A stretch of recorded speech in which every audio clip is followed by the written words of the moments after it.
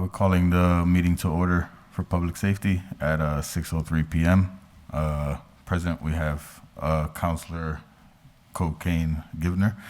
She's also a committee member for the Public Safety Committee. Also, we have present Counselor Will PUELLO, Ward 2 Counselor, the City Engineer Bob Parent, Steve Roy from HG&E, Jimmy Lavelle from HG&E as well, Maureen from Parks and Recs, City Solicitor Mike Bissonette, and Chief Priskopowski, and another gentleman that I actually don't know his name, but I've seen my whole life in Holyoke. Joe, what was that again? Joe O'Connor from the Alarm Division in the Fire Department. I assume he's here for the order that Will have put forth. We'd like to call the meeting to order and take up the first item if Counselor Givner would like to motion to start. And I could second. Motion to take up the first item. I'll second the motion to take up the first item, which is 4/6. This is from 4/6, April 26, 2021, in order that Bartley had filed back in 2021, which reads: the City Forester reports to the City Council Public Safety Committee on updates. An update on request for tree remediation proximate to 54 Lawler Street and 219 Suffolk Street. In conversation with, not conversation, in an email correspondence with the city engineer and with Councilor Bartley, they have requested that we table this order for the next meeting. So that way we have time for people to come in and respond with regards to the item, I guess. If there's any conversation or discussion around it. Is that customary? To table it for that, I'm a new counselor just like you, Coke. I'm a Counselor Gibson, right? But I'm assuming that because they're not here, I mean, Counselor Bartley is not going to be able to be here today to speak on the order. Oh, okay. And I think the city forester is not available either as well. The lady from DPW, I believe her name is Amy, has been sick late as of late, so she's not able to make it for today either. So they have requested to see if this is something that we can move for the next meeting, and I'll make sure that we put it on the next meeting so that way we handle it. I'm trying to actually clean out a lot of what's inside the jacket, so every other meeting we're going to be putting in a variety of different things that are from the past just to get them out the way. So because it's me and you, I'm going to rely on you to make a lot of motions. Okay. Motion to take up the next order from Counselor McGee. I think it would be to table to the next meeting, so that way we could move it to that, and then motion to table item 1 to the next meeting. I second the motion. Motion tabled to the next meeting. I'll make sure to put that in the next agenda. Item 2. Motion to take up item 2. There you go. Exciting. Motion to take second. The motion to take up the item. The item was created, or the order was put together 11/16/21. Filed by Counselor McGee. The order: the city engineer review and determine if a 4-way stop sign can be placed at Fairfield and Nonotuck. With us, we have the city engineer, Mr. Parent. He also elaborately put together another sheet that actually answers a lot of the questions to the items that I could technically read from, but I would rather have him elaborate, because he could probably just break it down quicker than I can read it.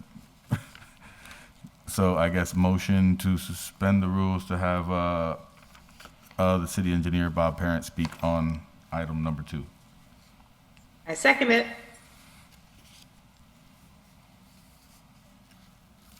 Mr. Parent?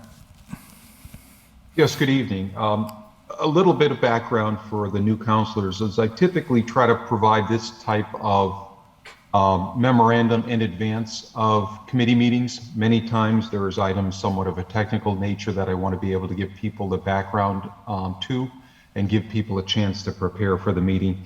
It also gives me a good chance to get myself ready and really understand what it is that I intend to present and how do I intend to present it. So I would expect to see something like this in the future. This came on fairly short notice, so I didn't get it out quite as far in advance of the meeting as I typically would like to, but I believe it does work out and also works out fairly well relative to then documenting decisions of the council, because many times a committee will vote to recommend or will vote to adopt the recommendations, and this is a way to memorialize what the recommendations are many times.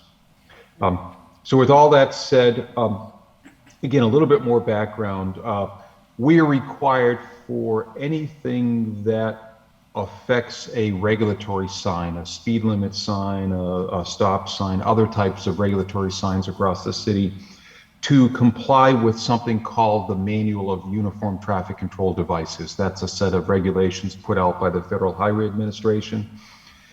Because we receive funding through Mass DOT to maintain our roadways, we are required to comply with those requirements. The MUTCD has a number of steps that we have to go through typically on orders like this, and what I tried to do is outline those steps in the memorandum that I put together. Typically for a four-way stop, you're looking at the volume of vehicles in the road. If you have a stop intersection where you have a major road and a minor road that intersect, typically that's not a strong candidate for a four-way stop sign. If you have a intersection without a lot of safety issues, many times that's not a candidate for a four-way stop sign. Although one interesting thing, and I think this is really what applies most directly to this particular intersection, is that if the MUTC does allow where you have an intersection in a residential neighborhood where you have intersecting stop streets and there are intersecting streets and there isn't a strong major street or minor street, and that putting a four-way stop would involve or would improve traffic operations at that intersection, that would be allowed even though you might not meet the accident criteria or you might not meet the traffic volume criteria. And I suspect that both of those will likely not be met once we complete our evaluation, but I do expect that we would be able to meet the criteria for a residential intersection where we have two similar streets intersecting, where the operations of the streets would be improved if there was a four-way stop. So that's the direction I think we're heading, but we will have to complete the steps, do the evaluation, document that, and then present recommendations to this committee. I will note, in addition to this committee, creating a four-way stop will require an ordinance change, or so that it would then have to ultimately go to the ordinance committee following this committee's recommendations. Mr. Parent, what kind of ordinance change is required to allow a residential intersection with 4 stop signs? There is a table in the Code of Ordinances that lists every single stop street in the city, and it would require a modified entry to that to allow the four-way stop. Thank you. I would like to take a second to recognize Councilor Joseph McGivern and Councilor Jose Maldonado Velez as present, I believe. Yes, he's here too as well. And Mr. Parent, thank you for that quick breakdown of what steps we would need to take next to be able to get this off the ground or even moving in the right direction. If Ms. Givner would like to motion to accept and move to, refer to ordinance, so that ordinance could actually take a look and see if they can deal with, take the next steps forward with regards to. Yeah, make a motion to accept the recommendations from Mr. Parent and send on to ordinance for a change in the table. I second the motion. Awesome.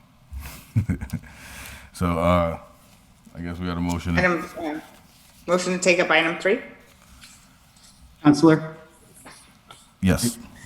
I apologize for cutting in. I just wanted to make sure, part of protocol is that you do have to take a vote to pass the motion just as a matter of protocol. Oh, there you go. I thought we did that. My bad. And also make sure that you're giving other counselors a chance to raise their hand if they have a question. Oh, feel free. I mean, any counselor that's here, feel free to raise their hand, either speak up or raise their hand and let me know that they want to communicate or be able to have the floor. So let's take up a vote, I guess, on accepting the motion and moving it towards to ordinance. I guess vote. Everyone say aye, right? Between the both of us. Aye. Aye. Motion passes 2-0 because there's only two of us present at the moment, and it will get referred to ordinance. That's all set, right, Jeff? Just making sure. That's all set. All right, then. Perfect. Thank you. Motion to take up item 3. Motion to take up item 3 is seconds by me. Item 3 is on January 18, 2020, Councilor Murphy-ROMBOLETTI and co-signed by Councilor Israel Rivera, myself, ordered that the City of Holyoke equally and equitably investigate air quality concerns relating to commercial uses in and around the IG zone, regardless of whether the commercial use is a cannabis business or non-cannabis business. With regards, I received communication from Councilor Romboletti and Sean Gonzalez as well, who both are not able to be present, and asked if this also could be tabled and referred to the next meeting so that they can be present to be able to speak on the matter. Motion to table item 3 to the next meeting. I second the motion. So we vote on tabling the item as well, right? Okay. Councilor McGivern?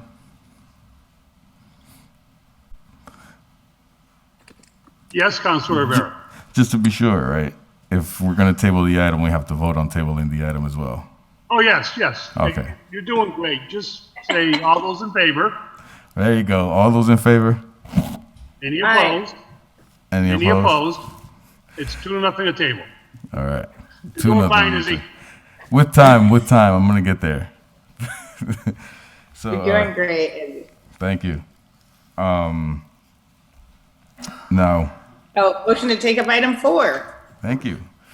Item 4, filed also on January 18th of 22 by Councilor PUELLO, who is present with us at the moment, that the DPW superintendent work with the fire department alarm division and explore the cost to install blinking flashing lights to alert residents of any upcoming parking bans, possibly at the following locations throughout the city: Main and Cabot, Sargeant and Main, Jackson, Main and Maple, Sargeant, Maple, and Jackson, Pine, and Resnic, right?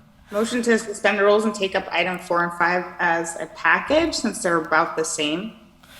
Okay. I second the motion. So 5 is 1/18/22, an order filed by Councilor Givner. The City of Holyoke install storm warning lights, much like those in neighborhood communities or neighboring communities, that these would act to signal coming snow and other inclement weather storms, prompting residents to check our city website as well as their preferred. Give me a second. As their preferred news sources. Storm warning lights would also act as a parking ban notification in an effort to assist overextended police department.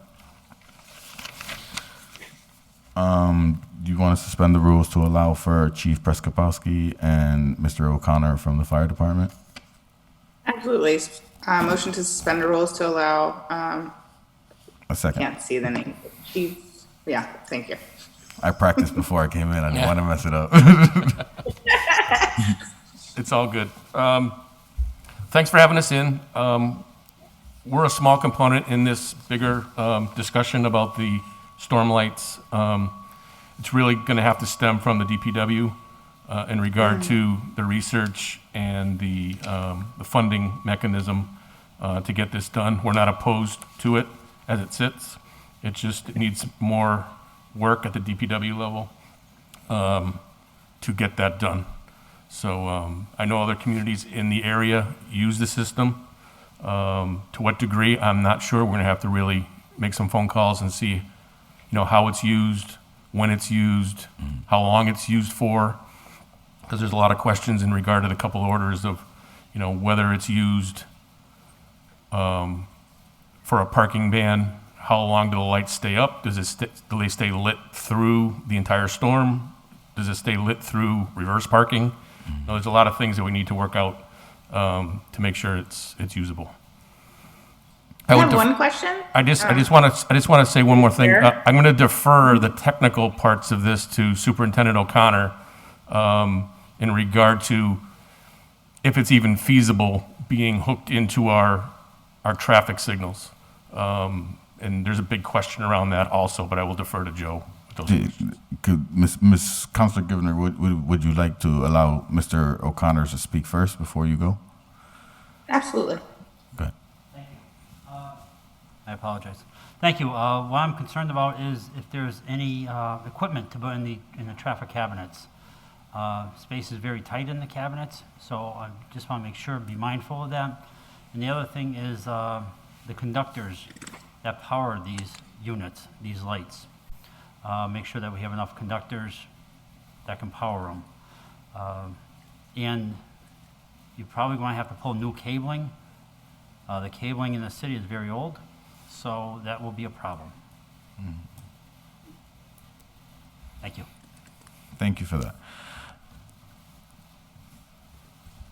Counselor Givner?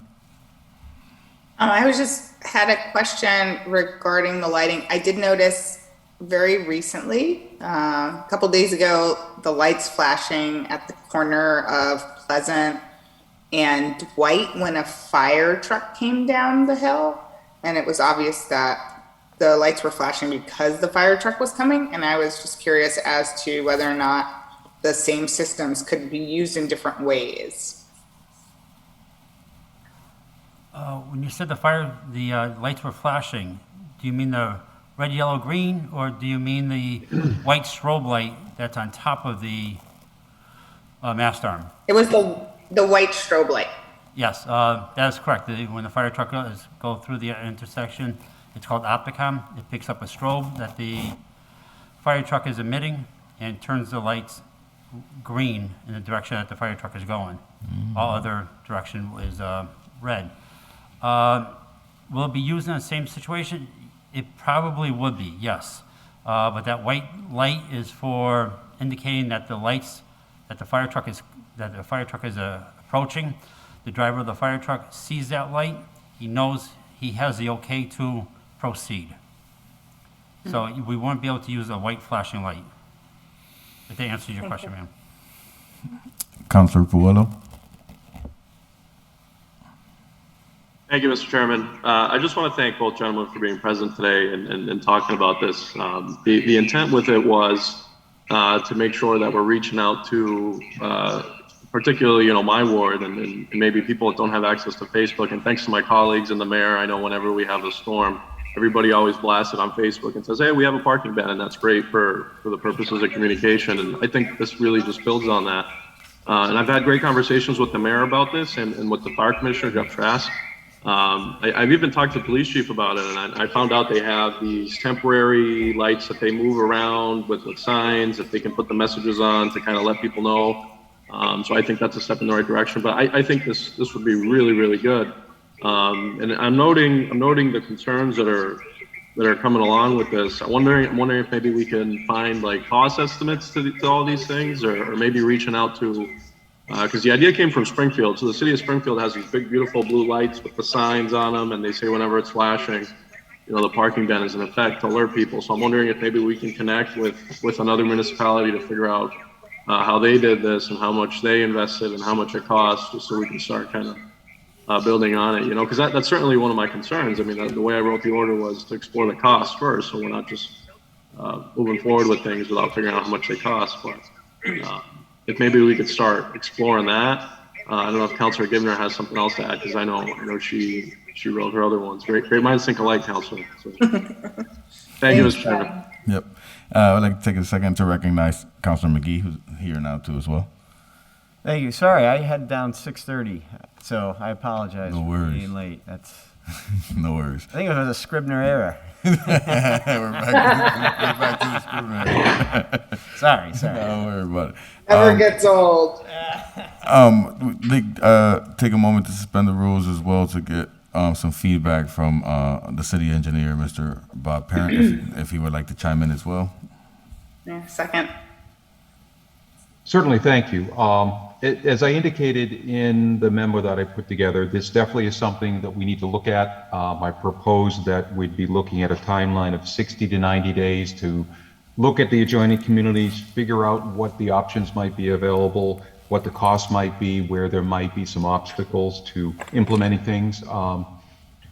As you get to know me, I typically don't have quick answers. I usually try to come up with well-researched, well thought out answers where I can present them, and it takes time to get there. So we can definitely head in this direction, but I'm not in a position to be able to suggest what the right way or the recommended way to do that would be at this point. It will take some time, and I expect take some resources as well, some financing as well, to be able to move forward. Thank you. Councilor McGivern? Thank you, Chairman Rivera. And Bob, that's an answer that's very important. And usually something like this we know can be cost prohibitive, but even though it's important to, I think, to look into. Is there any chance we could also look to see, maybe through the mayor's office, if there's any federal monies with the money that's out there now, the ARC money and other monies that are coming in for infrastructure projects that might be able to be used? I think the timing could be correct. We certainly will. Absolutely. Thank you.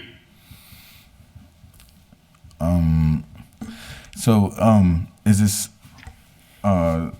this something that we could possibly table for now and then follow up in a couple? Oh, go ahead. Femi? Good. So this isn't new. Just to let Bob know, I brought this up several years ago when the former superintendent was here, and that was Mr. Fuqua, of which I did compare it to Springfield's blue lights that you see during a storm. And at that time, it was told to us, yeah, there's a cost to it, but we, the mayor at the time and his system was the robocalls, the texting service and everything else that we do have, and the public access channel was sufficient. So I'm glad it's coming back around, because I've always thought this was something that we should look at. But the reason I bring it back up is I'm not sure what may be in a file somewhere from when Mr. Fuqua was here, so we don't have to reinvent the wheel. Just put that out there. Thank you. Good. Counselor? Go ahead. Councilman McGee, you're correct on that. About 7 or 8 years ago that we looked into this, the cities and towns that we looked at, they suggested the robocalls were probably the best way, due to the fact that their system was very old and was very costly to fix when something broke down. However, with new technology, looking at a couple of towns, cities and towns in Massachusetts area, they're doing both now. Somerville and I believe Cambridge is doing both. Thank you.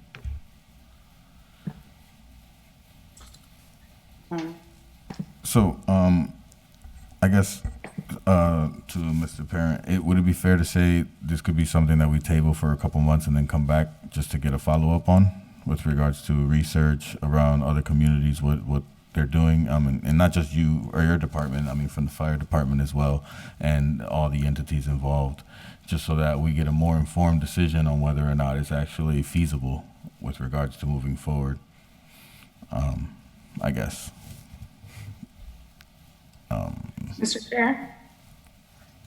Go ahead, Councilor Gibbon.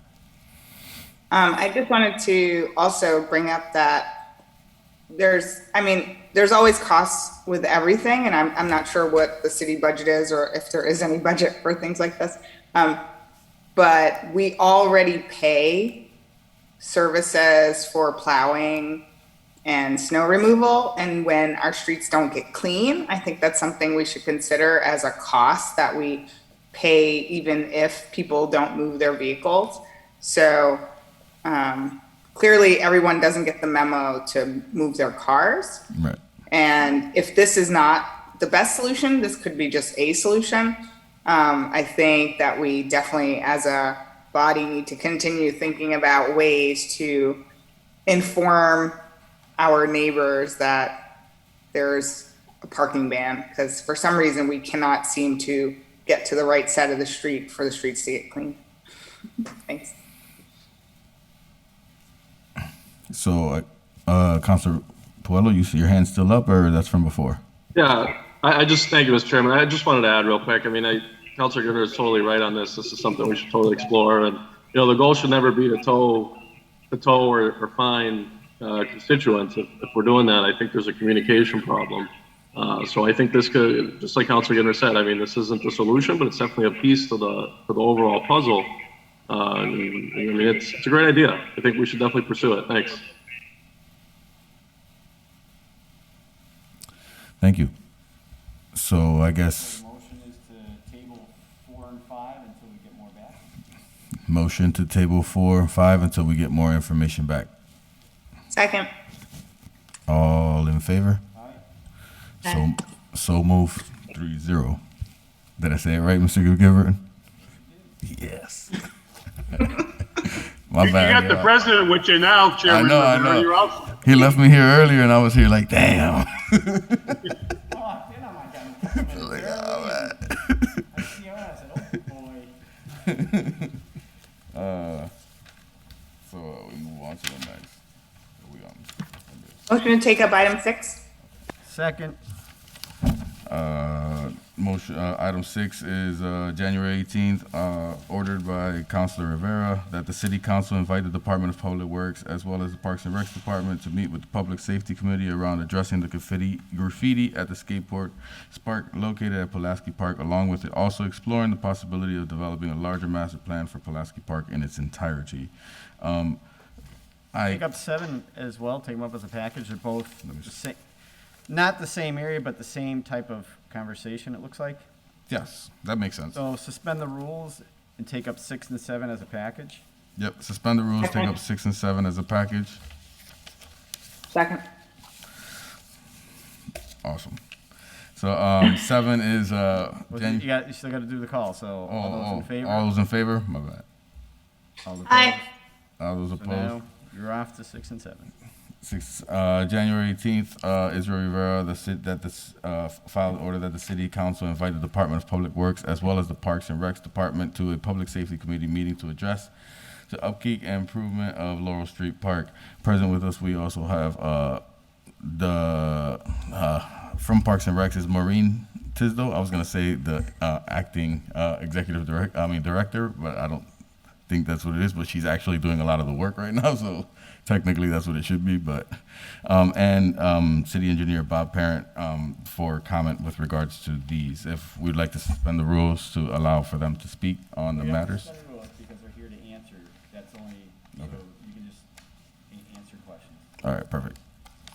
So I guess my questions with regards to the graffiti piece at the skate park is, and I read the MOU that was put out from the city engineer. I think my I guess the goal with regards to the graffiti is not more or less removal, but it's trying to develop some sort of artistic project there at the skate park, incorporating some of the graffiti that's there that is actually beneficial and productive to the community, and maybe getting rid of some of the graffiti that is actually not beneficial or productive to the community at the same time. I understand that the skate park actually, or skateboarders, have a culture of graffiti overall, but it's just somehow, some way developing some form of application process for artists to come in and possibly collaborate with the community that live around the park and some of the skaters to help possibly just design some of, like strategically put some of the graffiti where in different places. And I find that throughout the city, any places that we have actually invested with art projects, the graffiti artists actually kind of stay away from.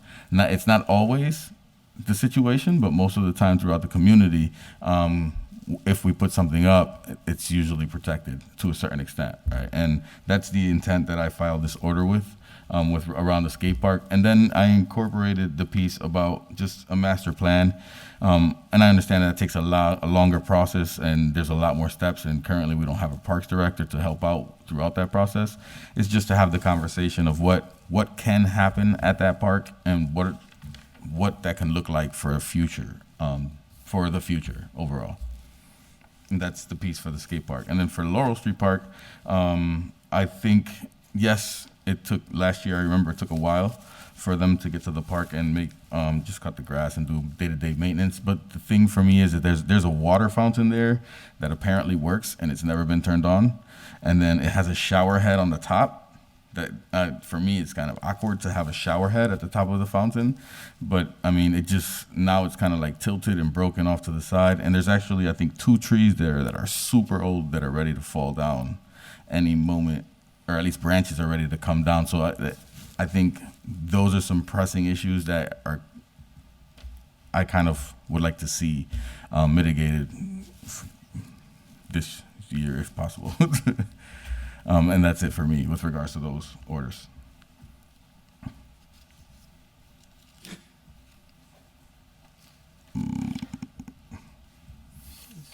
Someone there? Yeah, so Mr. Parent or Maureen, whomever, I'm sorry, no particular order.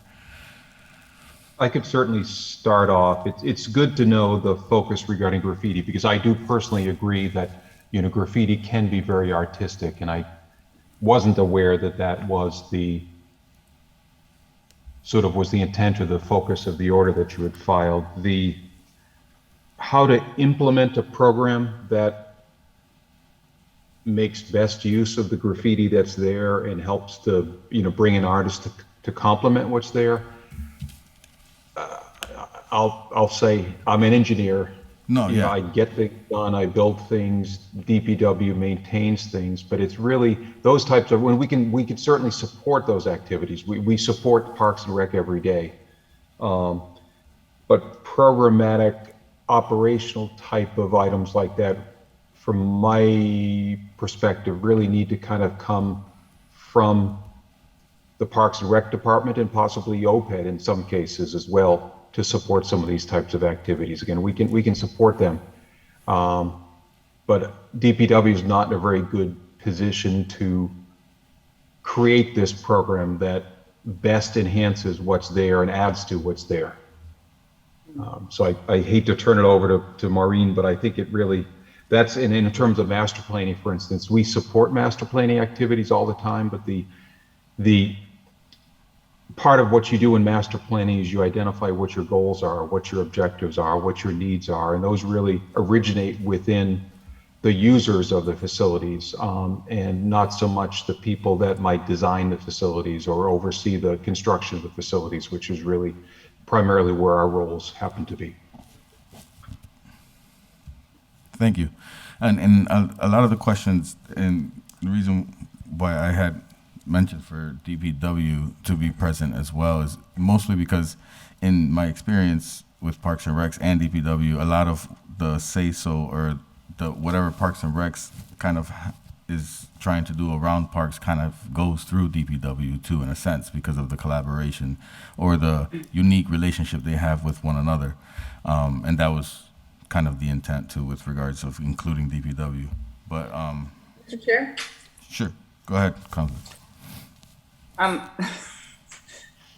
So I notice a lot of inquiries like these through the Arts Council, and I think it would be a really fun idea if the intention is to beautify, to open up, and this I think would have to go through the DPW or be approved somehow, but I'm not sure how that works, but I know that we do grants to different groups who want to have creative projects in the city, like the different electric boxes that were painted throughout the city and some of the parking lots that were painted. So we could suggest that to create like a spring project to, paint a couple of the different areas of the park and advertise it at the park to incorporate, the skaters and the roller skaters and the kids who are playing in the fountains who use the park to be a part of like a painting mural process. I'm not sure if that's something you were thinking or would consider. I mean, go ahead. And sorry, I think it's just in line with this. A few months back, it was on the TV. Springfield did a project for graffiti. The gentleman's name was Mike, and it's drawn a blank on his last name, but it was a whole group that was all about inspiring and getting graffiti to be shown as the art, the way you're saying it. And there was a certain part of Springfield where they were promoting that, and they did a graffiti project for the art aspect. So I think trying to get them to show us how they did it and then implement it here, I think would be a nice option. I know how to get a hold of that gentleman. His first name's Mike. Like I said, I'm drawing a blank on his last name. But I did see it on the TV, and it was a well-received project in Springfield and how it all came out. Thank you, Councilor Gee. So, and to be honest, we could even put it out in collaboration with the parks, because I'm assuming that the parks, and I know Maureen is doing a lot right now, so I wouldn't want to ask her to take on anything extra at the moment. But it's if they could collaborate with people like Nueva Esperanza or a variety of the cultural organizations in the community to possibly kick something like this off and go through the application process. Councilor McGivern, your hand is up. Thank you, Chair Rivera. Just a couple comments. I think the type of graffiti that's being addressed right now is correct. A lot of us folks that have been around for a little bit don't always see graffiti as art, but nowadays I think we do understand that there is a part of it that is beautiful art and urban art that really sends some positive messages. But there's also another type of graffiti that I see and probably would call it tagging graffiti. And with my career, we're trained as to what to look for when gangs are tagging property for different reasons and tagging neighborhoods. And I think that type of graffiti sends the wrong message, and we have to distinguish between them. Bob, I know the DPW always had a graffiti removing machine, so to speak, or the ability to remove graffiti of the nature where it doesn't belong. Is that still true? Not to the best of my knowledge. I believe we will typically paint over it, but we don't have, other than a pressure washer type of we don't have anything that's again, I may not, operationally, I don't have a full understanding of the DPW. I'm more involved in the project end of things, but I'm not aware that we have a particular graffiti removal machine other than a pressure washer or something like that. Okay. Thank you. It's part of it, I think, is the pressure washer, but there's a lot more to it. But Mr. Chairman, that's just my thoughts. I think art is wonderful. Urban art is wonderful, but we have to be careful what gangs are doing because their tagging is with criminal intent. Thank you, Mr. McGivern. And to be honest, one of the reasons why I brought up the order is because growing up and the way I grew up and in my background and experiences, what I've had growing up in the communities, I've noticed some of the taggings are ones that I would call profane, right? I don't want to actually add to the narratives, but ultimately to get rid of some of these taggings that you and a lot of other people literally are feel like it's gang controlling territory type of taggings. I noticed some of them as well. So to me, it's moving forward to try to cover up whatever is not necessary or bringing positive light to the community that it's in, right? If it's skateboarding terminology, if it has to do with skateboarding stuff and it's positive, productive stuff for Holyoke, it's cool. But if it's not, then we find a way to tag over it, right? To paint over it, to have other community members, kids, skaters, to either come up with phrases or do their own whatever positive narrative they want to put to cover up a lot of these negative messages that are found at the park. And for me, throughout the community, is trying to do the same in a variety of different places. Because if you go out through Holyoke, there's a variety of different places that taggers have taken advantage of to be able to tag. And again, tagging, if it's done in the right way, it is an art to me as well. But for us to be able to mitigate that is probably to try to prevent it, and maybe we should tag it first. I guess I would like to possibly motion to table the order and until we get more information on how. Item 6? Right, item 6 All right. and 7. So, did they answer stuff about 7 for you, though? Did they? Oh, no, they did not actually. I'm sorry. So why don't we, because it's still up for discussion on 7, so we can get an update on 7. Yeah, give me a quick update on 7 with regards to at least the tree at Laurel Street Park, the fountain, and I guess the upkeep and the maintenance moving forward. Because I know in the past they were saying that Roco was the crew that was kind of maintaining some of the parks, and if that's the case, then that's fine. But it's just trying to make sure that they're coming through to maintain the park, because I remember the grass not being cut until September almost-ish of last year. But yeah. And I think that would be for Mr. Parent. Sure. I'm sure, as you recall, because there was a long meeting and a difficult meeting. There was a joint meeting of the Board of Public Works and the Parks and Rec Commission several months ago. And, you know, as I note here, we freely admit that for a good part of the season, we struggled maintaining Laurel Park.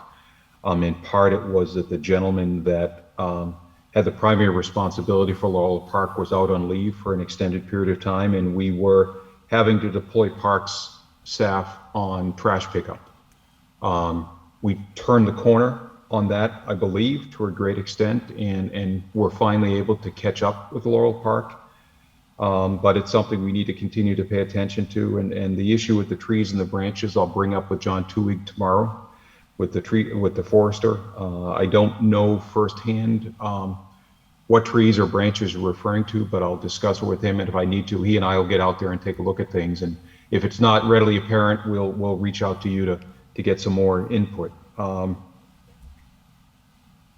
Water fountains, and I'm doing this sort of, or what I'm saying is sort of what I hear second or third hand through the former Parks and Rec director and others, is that water fountains can be, as I understand it, can be difficult sometimes because they can attract more activities that you don't necessarily want to have happen there. And, you know, they can be a source of whether it's health issues or other types of issues. So again, that's what I've heard sort of second or third hand. I don't have a personal opinion one way or the other of whether reactivating the water fountain is a good thing or a bad thing at Laurel Park. But that's what I've heard has been some of the reasons over the years that some of the water features have sort of been not kept operating because they became more of a nuisance than an attraction. But again, I'd love to have folks that you know, operate and use the parks speak up to that. I don't know if Maureen has any background or. So that's part of the reasons why I filed the order. Some of the people on the street have been asking me when I was running on the campaign trail, like, why doesn't our fountain work and why do we have a shower head on the top? And then I had asked Councilor Bartley in the past. He said that it was working. They had worked on it for it to work, and then I don't know why it wasn't working anymore. But then there's also a light that's over the park that it doesn't work or function as well either. And the neighbors too as well were kind of concerned because people do sleep in the parks, and that's not an issue to me. But if you can't see at night in the park, it's kind of scary to some people when you see people sleeping in the park and you kind of can't see. So that was another thing too, was just the light and I guess the fountain with regards to that. So I'll definitely follow up with John about the light again. It's. And if the concern is like the neighbors, like I can actually ask the neighbors and find out if the light is an issue for the neighbors too as well, if that becomes a concern. I have a question. Yes, Councilor McGee. And this can go to Ms. Tisdale or to you, Bob. Do we do a yearly or quarterly review of the parks, all the parks, and kind of do a breakdown of what may need to be assessed? And I brought this up before to DPW, and it really was, Kennedy Park had a lot of items there that were missing, poles that would hold down something for the kids to use the swing set properly or what have you. And it took a full year before they came around, and then I wound up at Rowan Park over in Ward 6, and they had some similar issues where certain apparatus were broken, and it just kind of sat there broken for over a year. And that was me actually just going around the parks with the kids to document what was broken at each park and give an assessment. I'm just wondering, does DPW or Park and Rec go out once a year to every park and kind of say, okay, these are the things that really need to be addressed, and take it on one at a time, or is that lacking? I can chime in a little bit. Sure. Can you hear me? Yep. Yes. Okay. So in terms of assessing each park, I don't know to my knowledge if that's actually ever been done. I've started with a new director coming in to kind of make a list of the items that might need to be replaced in parks, or we actually rely a lot on the neighborhood or people calling in to, maybe tell us like, oh, a swing is broken or a slide is broken or something like that. But no, I think actually that's a really good idea to start, especially with a new director coming in, kind of starting fresh, and just kind of keeping a list. And especially if things are replaced, we can refer back to, okay, this was replaced on this such and such date. So that's something we can definitely work on. Okay. Thank you. Thank you, Maureen. Any other discussion?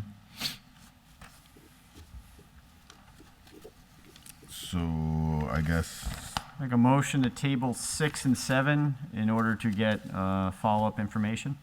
motion to table 6 and 7 in order to get follow-up information. Second. Second, all those in favor? Aye. All those opposed?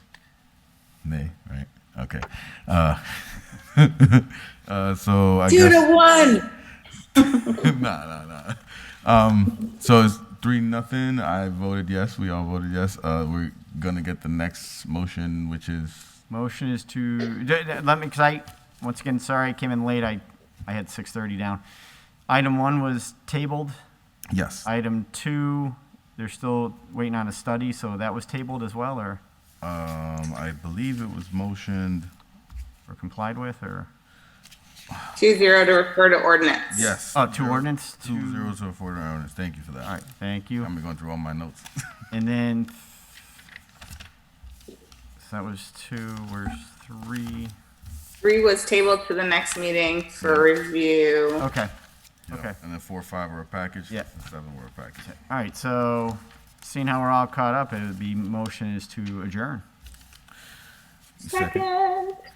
All in favor? Aye. Anyone opposed? Meeting is adjourned. 6:51.